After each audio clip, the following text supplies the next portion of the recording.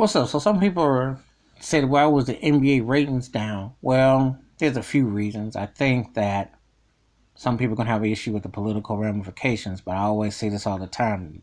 Aside from Michael Jordan, white men run the league. So anybody got a problem with the white owners, white head coaches, white general managers, they see it as a plantation. But some people got a problem with the Black Lives Matter. That was not a real issue. That's not an issue. Black representation should be made on the court and everywhere because it's not done enough to hiring. There's still a glass ceiling.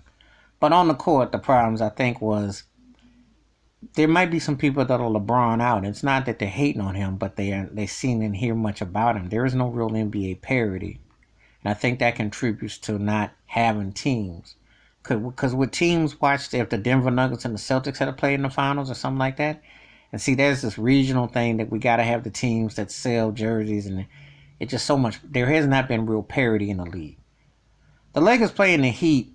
Jimmy Butler's a really good player, but he ain't a great player, and it's not. There's not that ooh wow ooh because the Heat don't have that guy. The only guy that the Heat got that's a villain to them would be Pat Riley, but he don't play. He's a president. And again, you got to have a rival or something. Boston wouldn't even been that caliber because Boston doesn't have that dude. You got Jason Tatum and Kemba Walker in them, but you don't have that dude.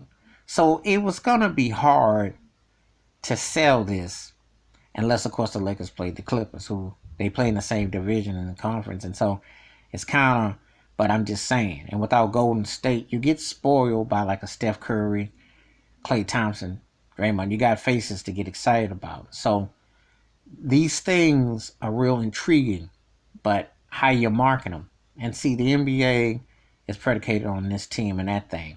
So there are a few reasons why I think the finals was lacking for people beyond a political thing. I just think that and there's no hate on LeBron. It's just that they're worn out of seeing him so much because there hasn't been, you want to see different teams. You want to see some real parity.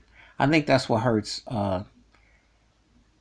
like baseball has had an interesting turn of events. I'm a Yankees fan. They haven't won since 2009. But you've had other teams that have won multiple rings since then. You don't need the same old situation. NFL, you want a Super Bowl where you see Patrick Mahomes coming on, you're like, wow, and Lamar Jackson, will he ever get over the hump? You got different people, Russell Wilson with Seattle, you're seeing situations. So who's going to break out? That's what gives you hope. But the NBA it doesn't revolve like that. So it's kind of stagnant.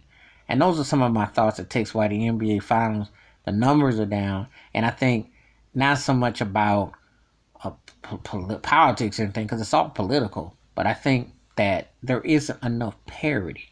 I think the NBA Finals is lacking parity, and they're lacking new teams and things to emerge. It's been so much of the same old same that there hasn't been what you need to balance it out. And that's been a growing concern. So, but give me your thoughts and takes about NBA Finals, and do you think they need more parity to get the game back? Or do you think it's fine as it is? But give me your thoughts, your takes, hit the like, subscribe, and the bell rings a new video. Wash your hands, keep your mind clear, watch out for another. And I think that if we want to see some intrigue, we got to have some storylines. And right now, we don't really have many storylines in that league, and it's kind of hurting it. But give me your thoughts. I'm out.